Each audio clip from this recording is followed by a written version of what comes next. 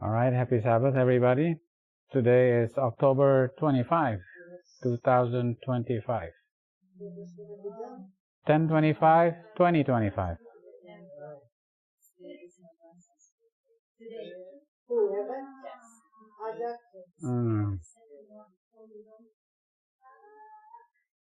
Yeah. Yeah, yeah.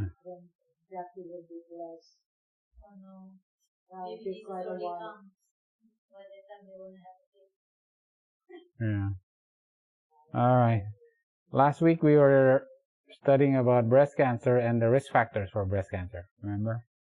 We had some friends that were here, but we're here again. We have, we're back from traveling, so we're back again to study, continue about breast cancer.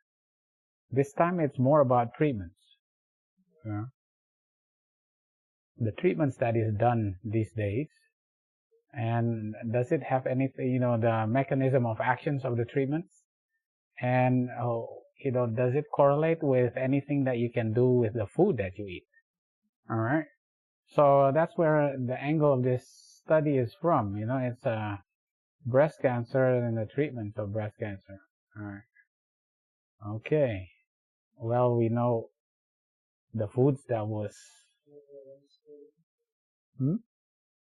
Yeah.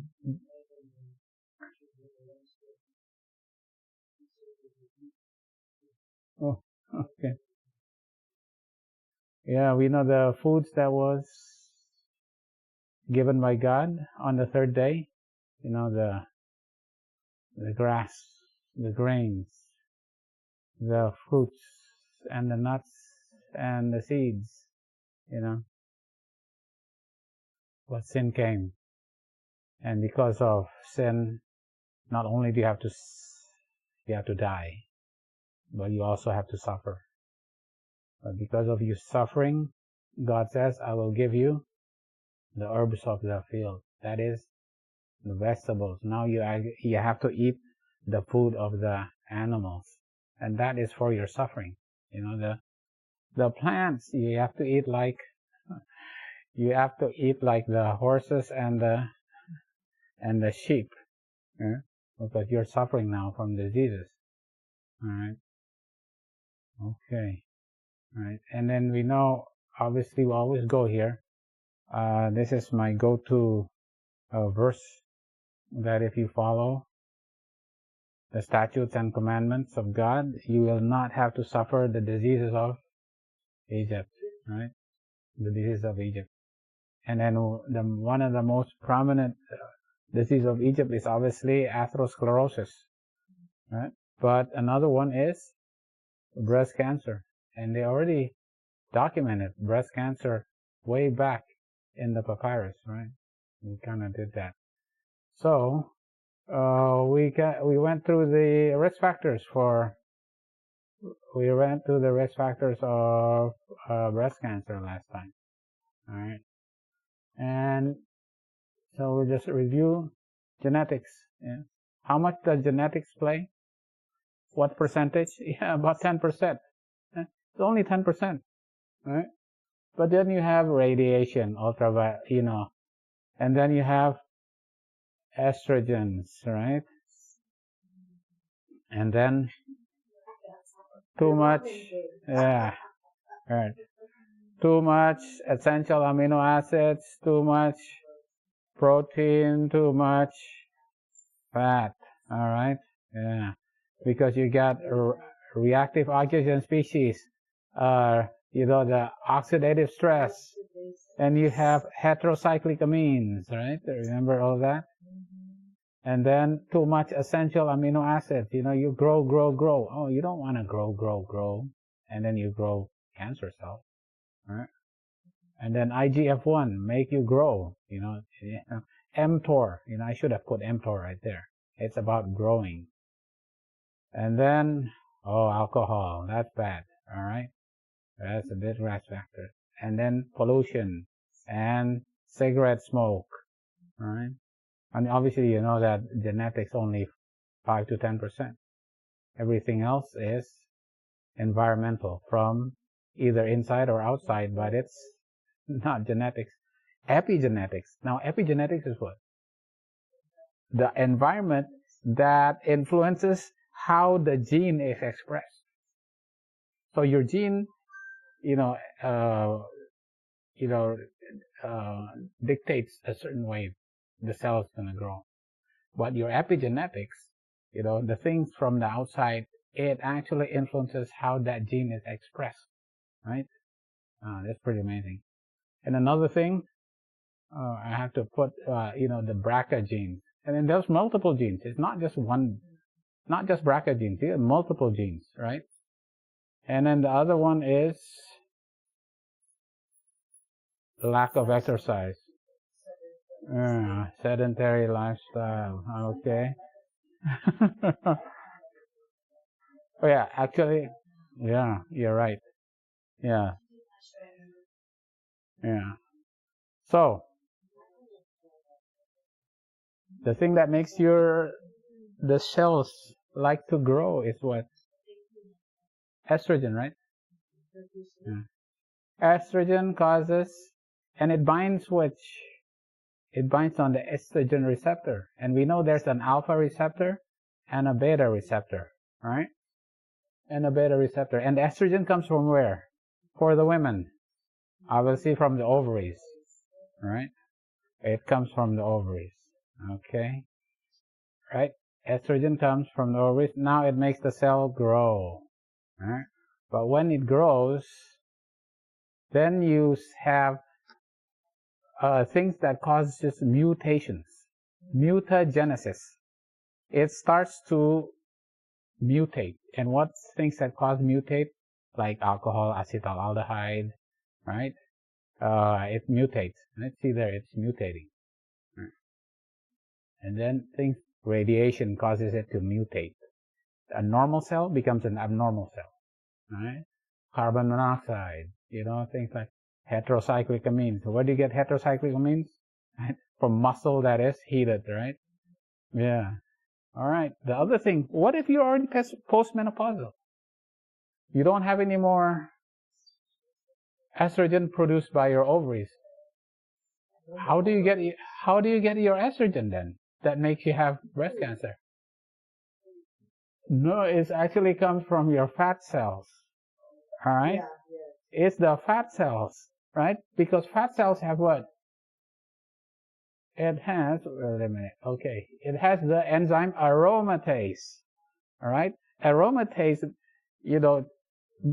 turns the androgens that is made by, so you have the precursors from the adrenal gland.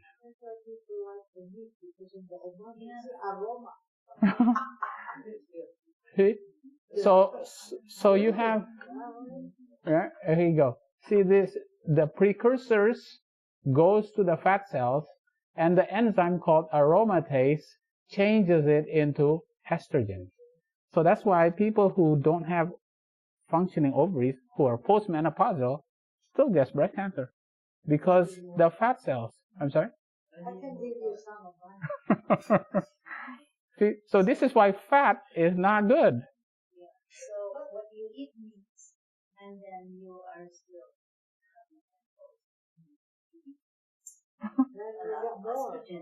sure. So even if you're postmenopausal, you're still making estrogen because your fat cells are producing those. So fat cells is not good. Hmm? Everybody has fat cells.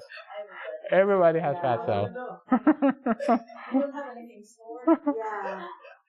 You still have it in your muscle. Right? Yeah, you have muscle.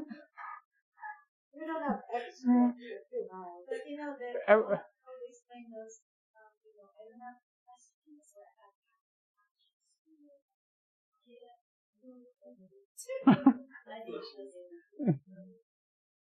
See, this is very important. Fat cells makes estrogen. All right? All right. Okay, so how do you get estrogen? Well, this is endogenous inside the body. Outside the body, obviously birth control pills. What also affects it? EDCs, endocrine disrupting compounds, like in plastics, microplastics. All right, that affects it also. What else? Zeranol. These are in meat.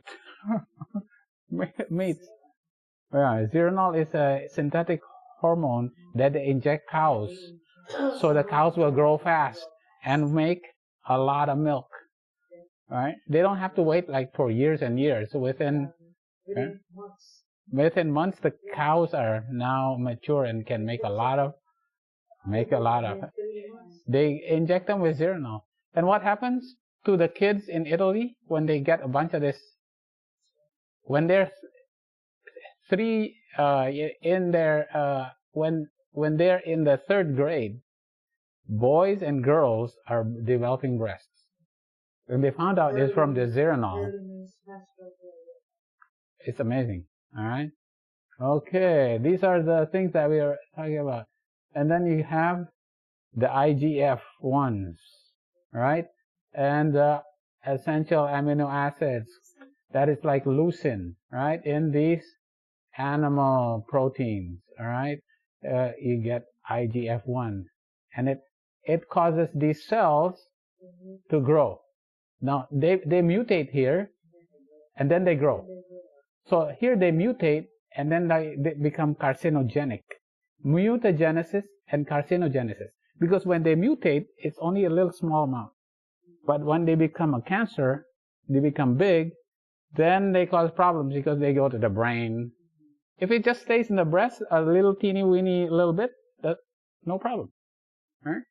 But if it gets cancer and it gets big, right? And what makes it grow? You need something to make it grow, right?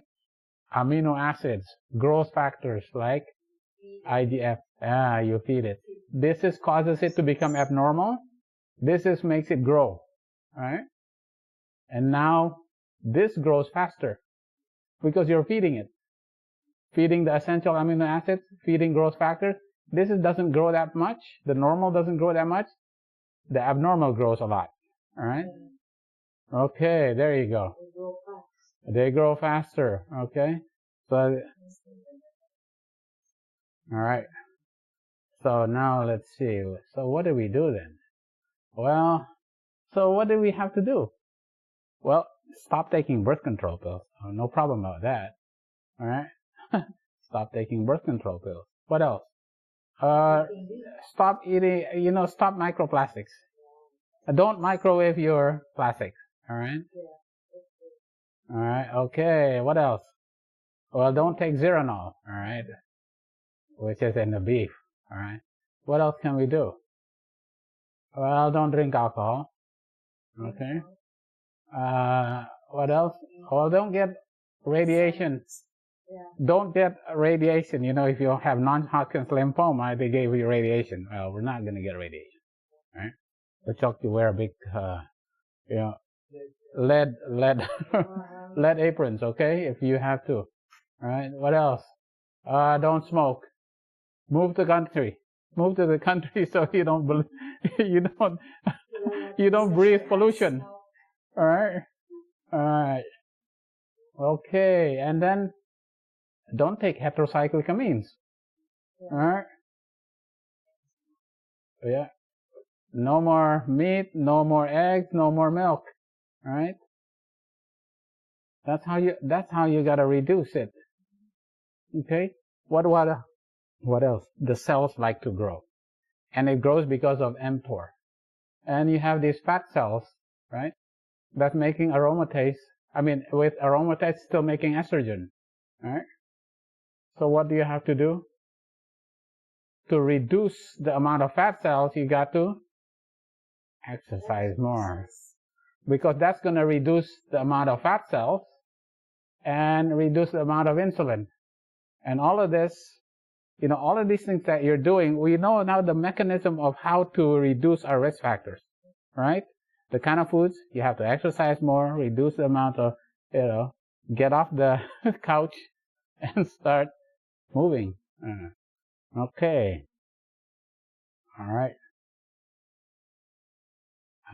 What else? But the problem is that now what happens to the cells that is a tiny one, and they could potentially go into other parts of the body and starts to grow, right? They go into like tumor cells. They have to grow, right? The tumor cells have to grow, okay? And to grow, they have to develop blood vessels, right? Well, the thing about it is, if you have a cut, right, and the body is trying to heal that cut, you're growing blood vessels. So growing blood vessels is normal. You need your body to still grow blood vessels when you have a cut, right? What else? Women, to have their monthly periods, they have to grow blood vessels every time in their uterus, right?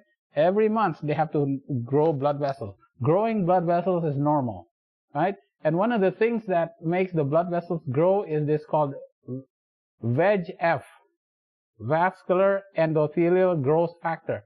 The growth factor for the blood vessels is called VEGF. All right. Like when the baby wants to grow inside the in the uterus, they have to grow blood vessels, right? All right. But growing blood vessels also not good also, because when you develop plaques, new blood vessels grow into that plaque. The plaque becomes big. So there's growth of blood vessels in the plaques. Make the plaques bigger in your blood vessels, all right? You grow more blood vessels. But now in the eyes of those diabetics, if you're a diabetic, your high blood sugar causes your blood to slow down. Your oxygen gets low inside your blood vessels in your eyes, and then your blood vessels say, hey, your eye goes, oh, we need more blood. More blood vessels grow in the eyes, and what happens? It starts bleeding. And then that's how develop blindness in the diabetics, all right? Okay, so growing blood vessels is good, but too much is bad, right? And this is what happens when a tumor cell, here's a tumor cell, right? Here's a tumor cell. It's only the size of a ballpoint, the tip of a ballpoint pen, yeah, in the breast, all right? The problem is that, all right, it's too small. It's not going to cause any problems. The problem is that when it goes somewhere inside your body, right, yeah, it can actually release these growth factors. One of them is VEGF, vascular endothelial growth factor, but there's multiple growth factors. And these growth factors makes the blood vessel, it attracts the blood vessel. Okay, the blood vessel starts growing into it. And then when you get blood vessels growing into the tumor, then it starts growing bigger. Right? So this VEGF, right, makes the blood vessels grow into that tumor, and the tumor starts growing big. Okay. So they go, all right. This VEGF is something that, we probably should stop this growth factor. All right. And they said, what happens? Why is it VEGF makes the cells to grow with multiple other growth factors? All right. Here's a normal, in the breast cell, there's only a few blood vessels. Right.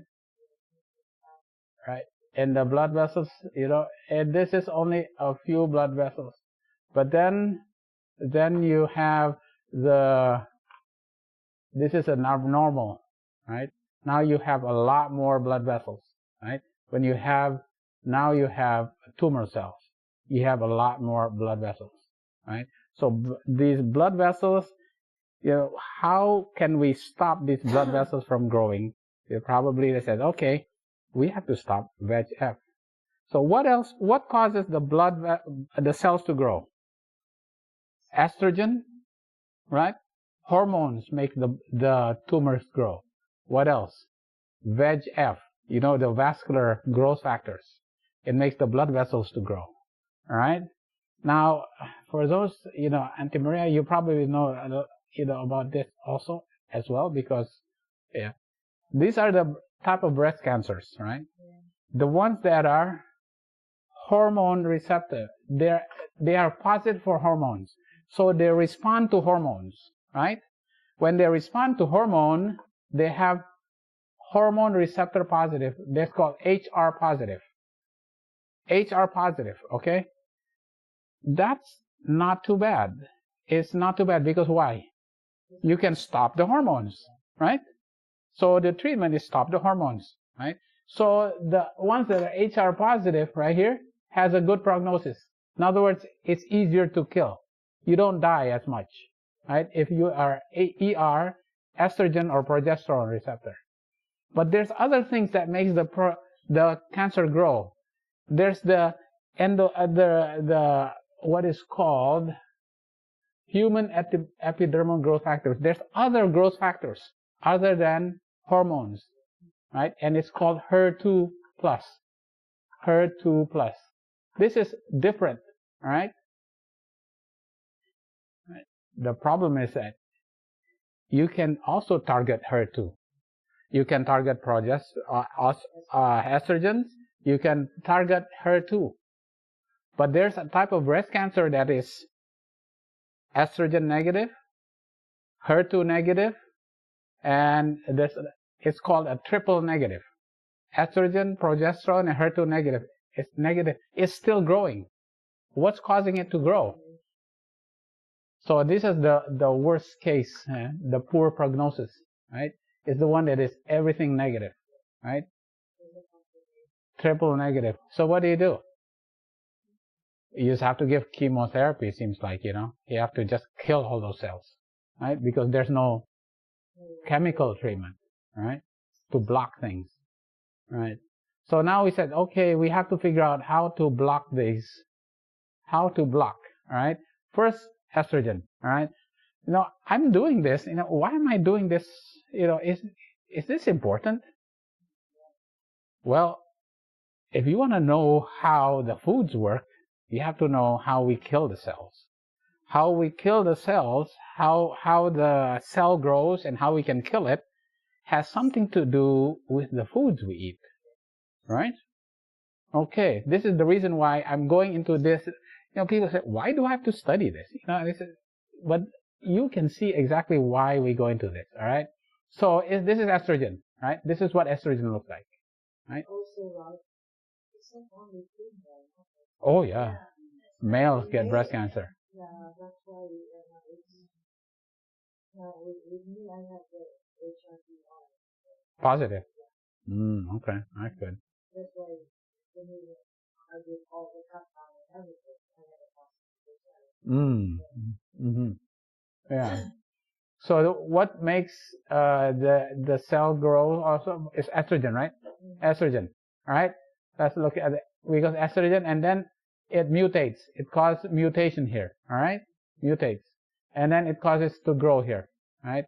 And then it grows, and when it grows as a tumor cell. Right. But then because you've got blood vessels coming in, and what makes the blood vessels come in? VEGF. Remember? Vascular endothelial growth, it attracts the blood vessels to come in. So now your tumor cells starts to grow. And when your tumor cells can grow, look at these blood vessels. Oh, now one of these escape and go to another site. And what is that? Now you got metastases. It grows to another place in your bone. Remember? Our friend had it in the bone. It goes to the lungs. It goes to the brain. So this is metastases, right? It goes to another part, because blood vessels grow, right? So let's see, what can we do? All right, with estrogen, well, in the old days, what do we do? The only thing we do, we just cut it out. But when you cut, you're only cutting this. Are you cutting all the little things that have spread all over? You can't cut that out. You're only cutting this tumor right here. All right? When you cut, all right? This is the old days. All right? But these days, now, or another thing is that chemotherapy. What does chemotherapy do? Okay, like doxorubicin. Oh boy, I can't remember. Doxorubicin is called, is red. And it's called the red devil or something like it. It is so toxic. The women hate it so much. right? This is doxorubicin. All these, this is chemotherapy. Dr. McDonald initially gave me a couple of topics. I forgot what to say. And I tell you, there was so much. I only did it for like not even a week. I was just so naughty. I said, no.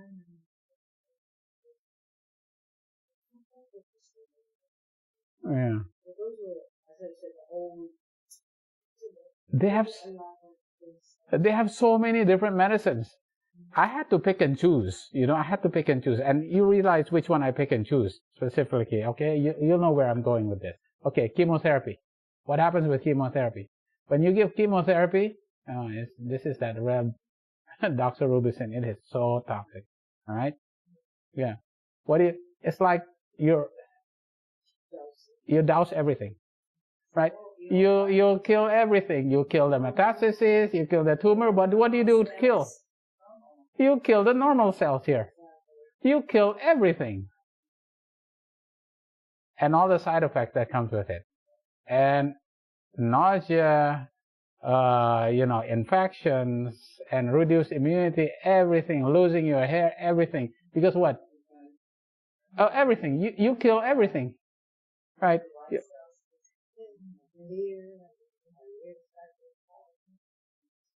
All right, because this is what chemotherapy does. It kills everything, the good and the bad, right? It's like, this is what this chemotherapy is like. And that is, then you get radiation.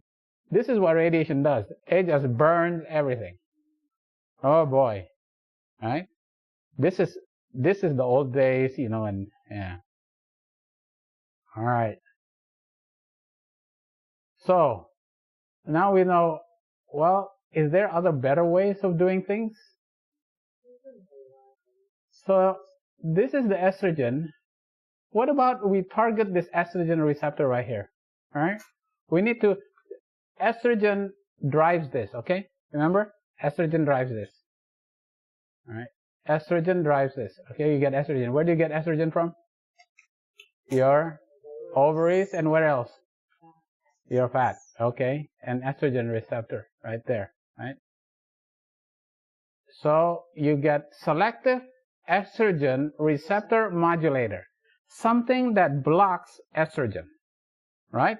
We need something that blocks estrogen. Tamoxifen. Remember tamoxifen? So many women get tamoxifen, right? Those who are estrogen receptor positive, HR positive, right? They take tamoxifen, right? Because what does tamoxifen do? Right? That's tamoxifen. Look at the structure. Okay, kind of similar, right? But, right? And there's another, what? Arista? Avista, all right? Avista. This is basically selective estrogen. It blocks estrogen right there. Okay, all right? It blocks it right there, right? And then, but you still have aromatase, right? And you need to block the aromatase. And how do you block it? With aromatase inhibitors. I like it. You get AI. You block it with AI. Aromatase inhibitors. You block it. And what's the aromatase inhibitors?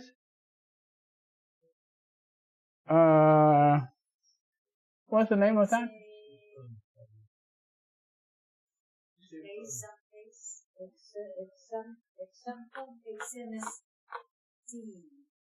Yeah, it's very famous. Arimidex. There you go. Oh, I can't. Yeah. Arimidex. Okay, because it blocks the production here, and this one it blocks at the end, right? So you're blocking here, you're blocking here, right?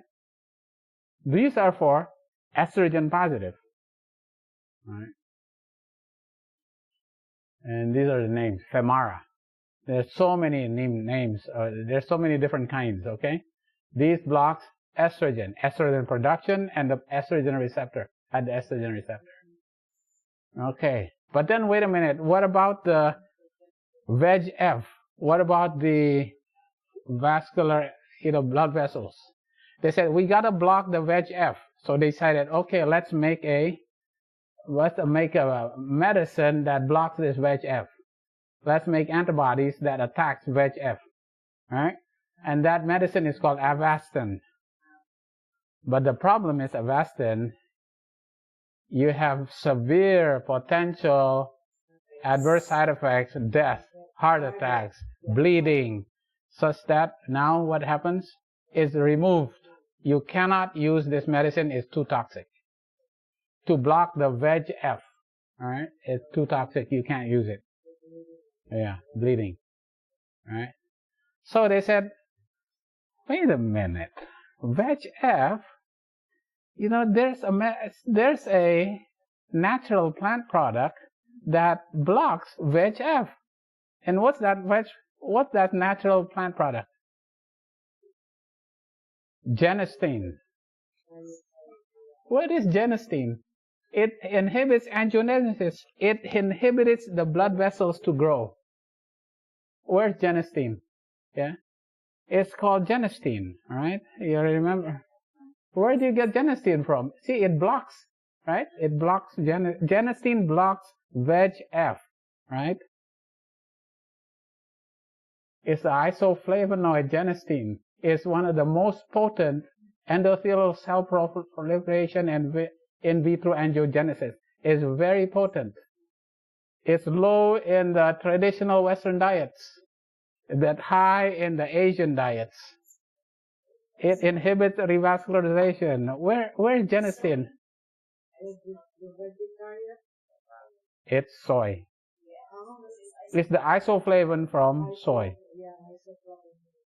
But the issue is that, if you go on the internet and look up soy, what do you find?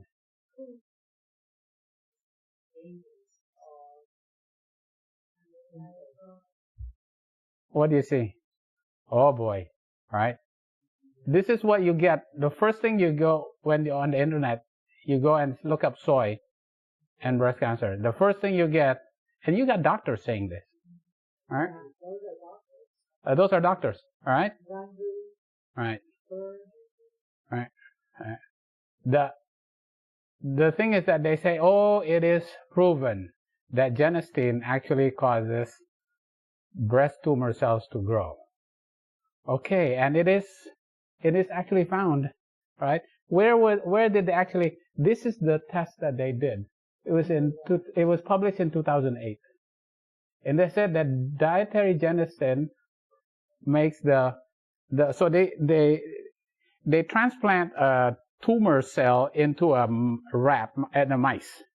But to transplant the mice has to be, has to have a reduced immunity to not reject that breast cancer cell. So what they do, they take out the thymus to reduce the immunity. And that's why the mice look like that. That's not a normal looking mice. It cannot fight the breast cancer the breast cell that has been transplanted, right? The breast cancer cell that has been transplanted to this mice. And then now they give genistein, right, to this mice. The thing about it is they gave highly purified genistein. And how much genistein did they give these mice? The equivalent of a human taking 58 cups of soy a day. They gave this to this mice, right? Purified, highly purified. So they have to purify it, right? So you get soy. To just get the chemical, they purify, and they gave the equivalent of 58 cups of soy to these mice every day, and the breast grew. So now people say, see, if you give genistein to mice, the breast cells grow. Wait a minute. It's 58 cups of soy equivalent. How many cups of soy do you take?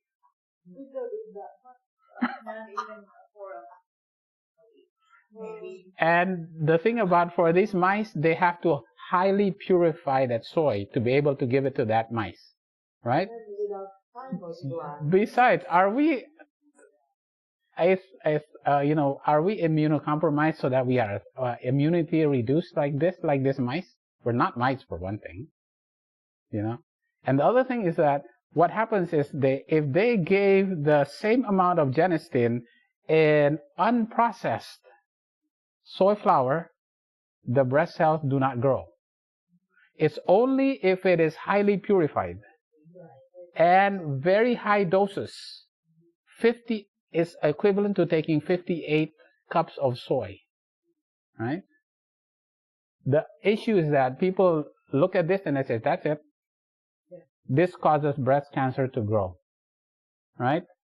And this is a problem, a big problem, because done right away, people extrapolate this and say soy is bad because it causes breast cells to grow, all right?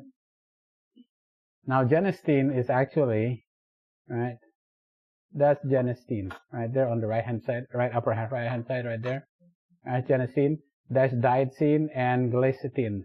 These are the isoflavones that is in soy, all right? Isoflavone is in soy. Now, this is estrogen, right? It looks similar, right? So they said, now when they did their studies, they realized that, wait a minute, there's estrogen receptor alpha and estrogen receptor beta. Then they figured out there's two kinds of estrogen receptors, right? Okay, does that make a difference? Yes, it makes a difference, right? Because the isoflavones, the phytoestrogens, tend to go to the beta receptors. The estrogen, natural estrogens, go to the alpha receptors. And when it goes to the alpha receptors, it causes breast cells to grow. But when phytoestrogens go to the beta receptors, it stops the growth. So when you stimulate the beta receptor, it stops growing.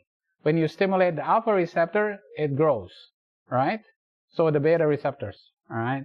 This is very important. They didn't know this before, but now we know this, all right?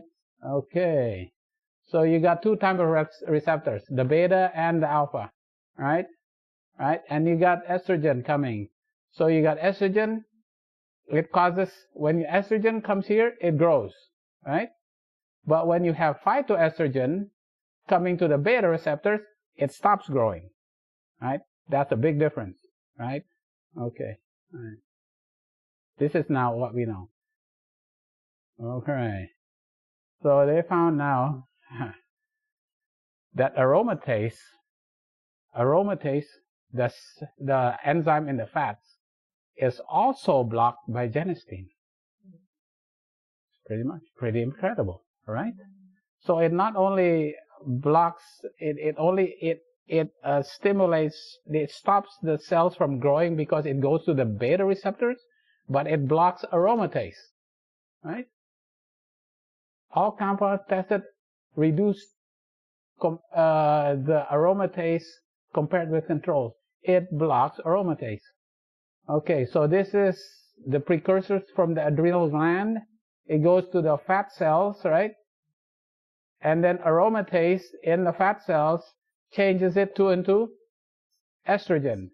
So what does genistein do? It blocks aromatase. The phytoestrogen, it blocks this. So you have less production of estrogen. Okay. So here we go. We'll do this again, all right? So you have tamoxifen. What does tamoxifen do? It blocks this estrogen receptor, right? And then when you have your ovaries making estrogen, oops, it can't go there because it's blocked, right? Tamoxifen blocks this, right? Okay, that's good. Right. But what if you don't have your postmenopausal aromatase still making estrogen, right? But now if you eat a lot of genistein, phytoestrogens, right, like in flax seeds and in soy, right, it actually stimulates the beta receptors and make these cells stop growing, right? It also makes the cells stop growing. But you're still having aromatase, right? You're premenopausal. I mean, even if you're postmenopausal, right? And you take arimidex. Arimidex blocks this aromatase. But the phytoestrogen that you also take in soy, which is genistein, also blocks this. Right? It blocks it here and it blocks it here. So would you say that if you take tamoxifen, would you have any side effects or anything bad could happen to you if you also take soy? No. Okay? Because tamoxifen works here. It works at different points. So you know what? It's okay to take it, right? It actually helps. So even if you take tamoxifen and you take soy, it actually helps. It should help, right? The thing is that we have to do the study. And there's a study to find out what about that, okay? All right. So look at this. You can use plants at this level. You can use plants at this level, all right? What about VEGF? They wanted to use avastatin, but too much side effects. Oh, so we can't use avastatin. So what else can we use? Phytoestrogens also block VEGF. Can you imagine that? So the plants block, all these medicines work at the place that plants also block. Can you imagine this? The places where all these medicines work, plants also work. Right? This is why I actually went through the trouble of actually telling you the mechanism of actions of these drugs, right? Because plants work at the same level, right? And look at the prices, right? Tamoxifen is not that expensive. How is that? 22? Oh, it's cheap. This is cheap, yeah. But there's other medicines. There's like $7,000 a treatment, thousands and thousands. There's multiple other medicines. I could go into there, but I said, oh, I'm going to go into a rabbit hole because there's so many, right? I chose the ones that for sure we know the mechanisms of action that are similar to plants, right? So in other words, we can use plants with the same mechanism as the medicines. All right? It's pretty amazing. Yeah, this is pretty amazing.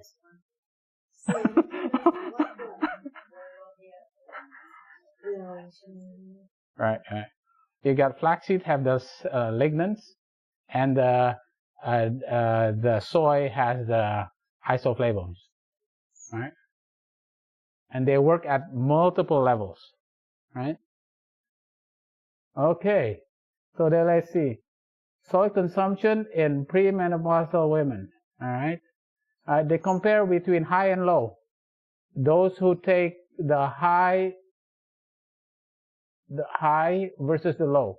The estrogen levels are decreased by 23 and 27%. Right? As compared to those who are the low, they go up. The estrone goes down 23, estradiol goes 27. Those who take low soy, their level still goes up. The higher you take, the lower your estrogen level goes down. And what happens? Your menstrual cycle gets longer. Right? Yeah, that's always good. No. It's not longer. The cycle goes longer. In other words, your intervals. Like every 28 days for the usual. Yeah, you actually go by, from 28 days, it goes to 30 days. So overall, during so many years, your exposure to estrogen becomes less overall because your menstrual cycles are longer. Yeah.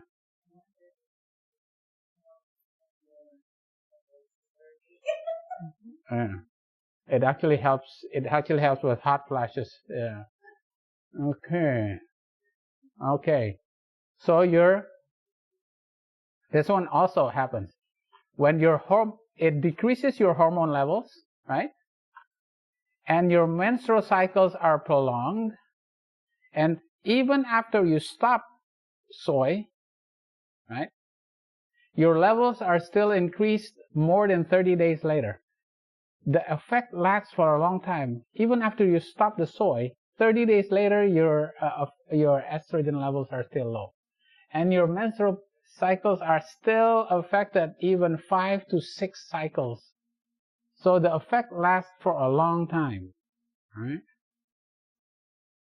Now this is one of the biggest studies. It's in Shanghai, right? It's in China, right? Right. Adult consumption for those who adults, if they when you eat soy products, as an adult, you decrease your risk for premenopausal breast cancer by 59% if you take soy protein, and 56% if you take isoflavones, right? But in adolescence, you reduce your premenopausal breast cancer by 43%, right? So even in the conclusion, this is a very large perspective. Prospective is going forward, right? Right? Cohort studies. The strong evidence for protective soy food intake against premenopausal breast cancer, even if it's an adult or even in adolescence, right? This is a very large study. This is the Shanghai. It's famous, very famous in 2009, right? Right? Now this is in Asian American women. For the childhood, if you eat a lot of soy in childhood, you decrease your risk by 60%. If you eat a lot in adolescent, it decreases by 20%. If you eat it in adult, it decreases by 24%. Right? Soy intake during childhood, adolescence, and adult life was associated with decreased breast cancer risk. The strongest, most consistent effects were for childhood. The younger you start, the better. Right? Okay, this is to prevent. What if you already have breast cancer and you're taking tamoxifen? Right? I think this is with, those who take tamoxifen. I gotta get my cursor here. All right? This is if you take a low amount of diazepam. If you take a low amount, okay, this is your risk of recurrence. All right, risk of recurrence. Right? The higher the amount of phytoestrogen, diazepam and glycine, right? The higher, the lower the risk of cancer recurrence, right? Yeah. This is, okay, is this medium? The blue is, risk is, if you take a higher amount of diazepam, your recurrence rate is lower. This is medium and this is high. The lower the amount of soy, the higher the risk of recurrence. Isoflavones consumed at levels comparable to those in Asian populations may reduce the risk of cancer recurrence. So they said it's not the amount that what Americans would take. You have to take the amount that Asians take, right? Yeah, 1 or 2 servings, right? At least 1 or 2 servings. Now Americans take not even, very small amount. Yeah. You have to take the amount that Asians take, right?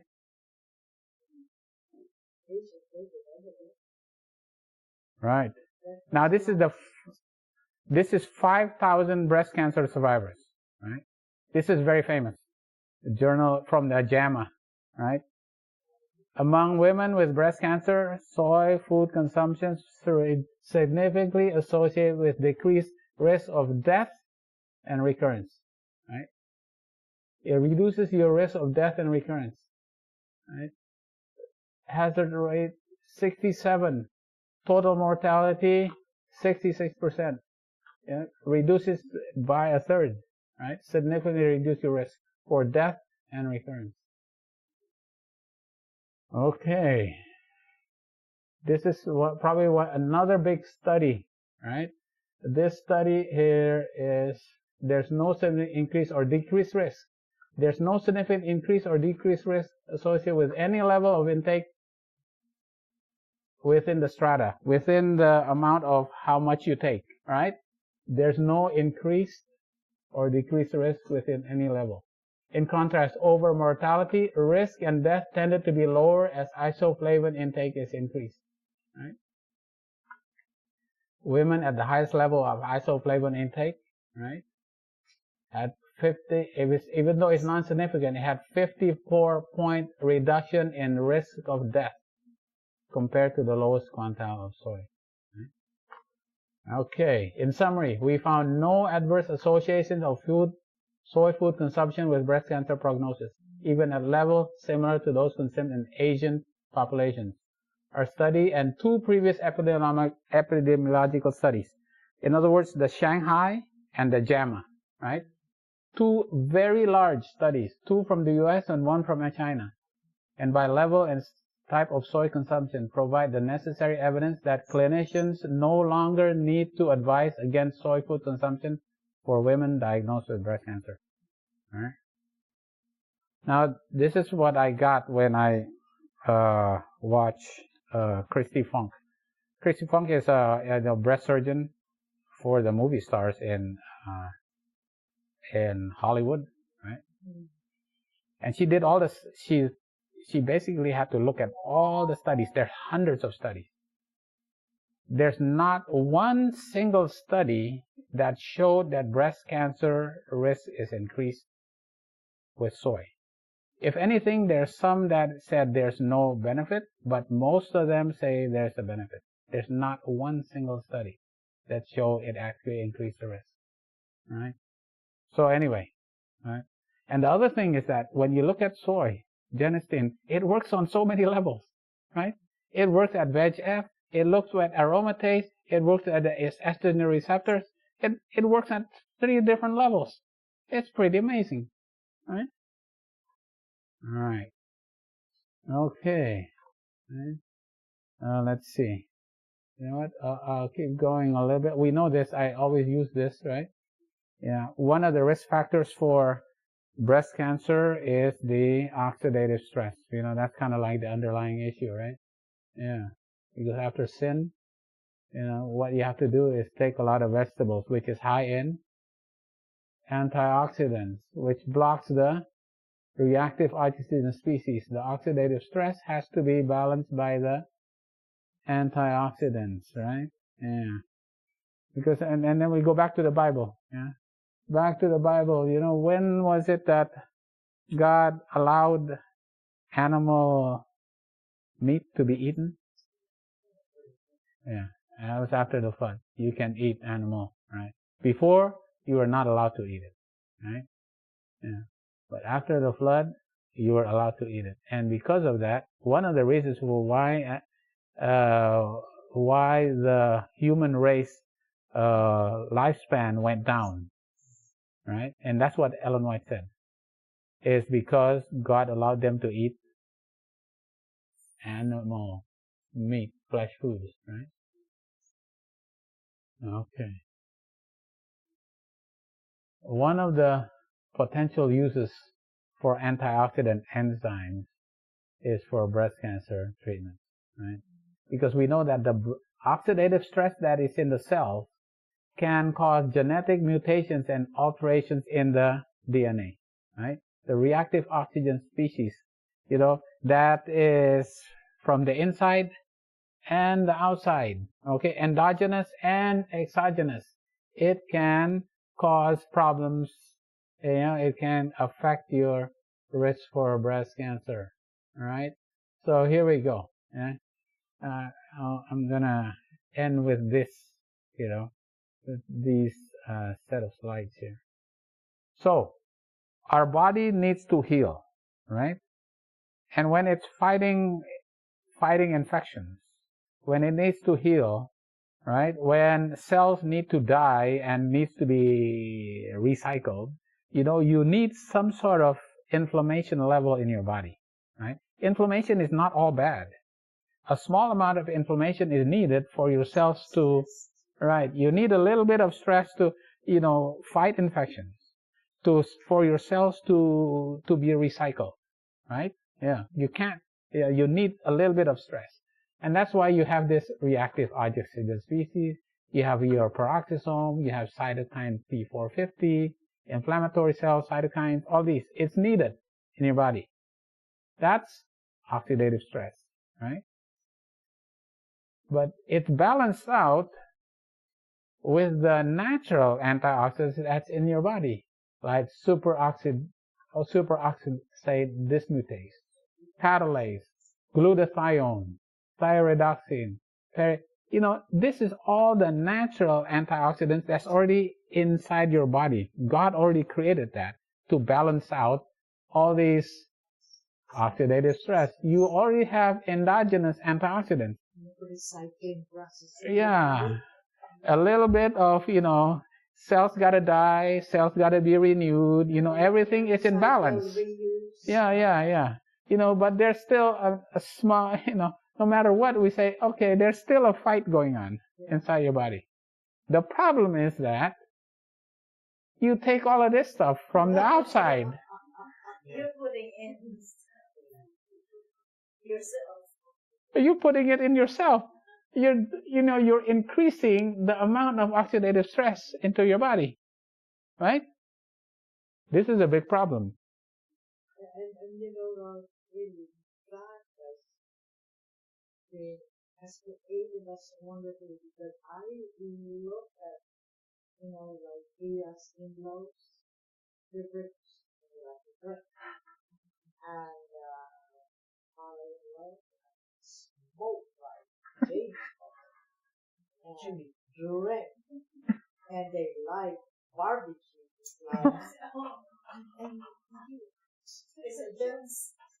and oh yeah, they're basically. Just look at them, and really I'm surprised that they're still alive. I am, and they look at what we eat, and they find us strange because of our diet, and and so I thought that we're older than you were, like 17, and you're still in your 50s, late 50s. And you're still alive in spite of the insult that they put in your body. And it's like surprising that they do it every day.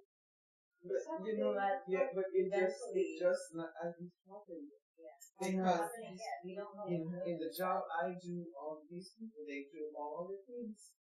And it shows in the long run what's happening here. It will. It end up on the surface. Because it comes to the light. They're reaping what they sow. So this is the thing that, you have all of this, plus this. You're just putting the balance on the oxidative stress, right? So how do you balance that out? You gotta eat that kind of food to increase your antioxidants, right? Because, I'm reminded of Ellen White's quote, right? God endowed man with so great vital force. What is this vital force? The normal antioxidants that's in your body, right? Adam must have such a big vital force to fight off everything. Right? God endowed man with so great a vital force that he has withstood the accumulation of disease brought upon the race in consequence of perverted habits, and has continued for 6,000 years. The fact of itself is enough to evidence to us the strength and electrical energy. Wow! Can you imagine that? The electrons, right? The antioxidants, that's all electrical energy. Can you imagine a third grade educated woman actually writing this, 150 years ago? doesn't know anything about electrons and reactive oxygen species and the physiology, just the anatomy and physiology of the body. right, yeah, that God gave to man at his creation. It took more than 2,000 years of crime and indulgence of these base passions to bring bodily disease upon the race to any great extent. If Adam at his creation had not been endowed with 20 times as much vital force as men now have, the race with its present habits of living in violation of the natural law would have become extinct. Very true. That's very true. You know, it's the antioxidants that was built in. All that superoxide dismutase, catalase, glutathione. You know what? People said, oh, let me take some glutathione. Oh, yeah. Give me an infusion of glutathione. And you know,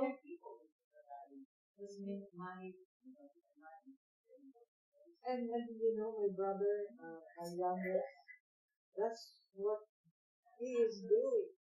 He just and getting all from plants and he's making it into. It's big business. You want, natural vital force. Pretty amazing. Intemperance in eating and drinking. Intemperance in labor. Oh. Intemperance is almost everything. Yeah. Exists on every hand.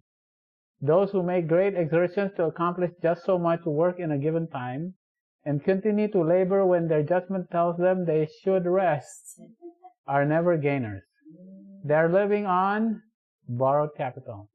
They're expending the vital force which they will need at a future time. And when the energy they have so recklessly used is demanded, they fail for want of it. The physical strength is gone.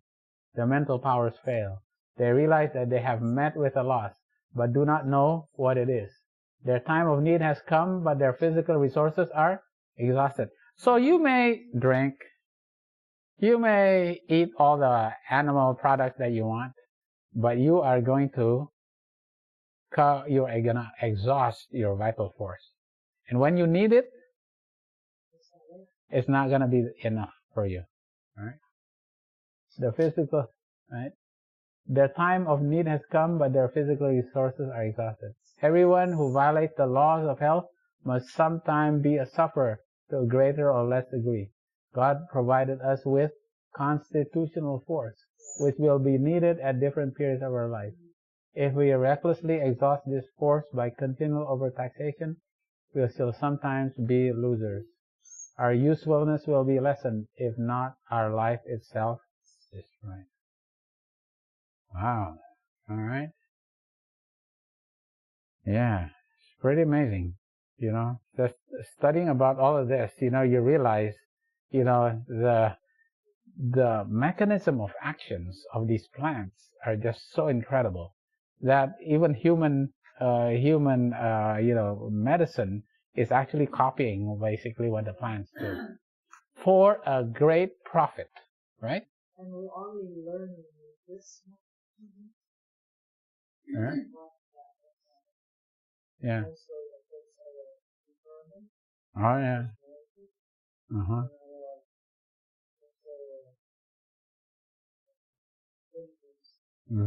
The clarity of mind.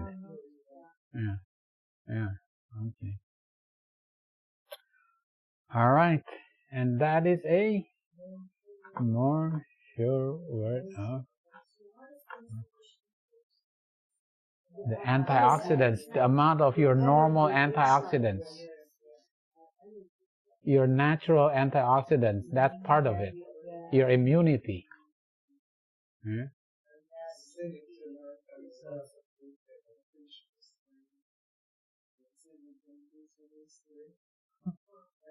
My niece, she posted something that I didn't see the other day, but she viewed it.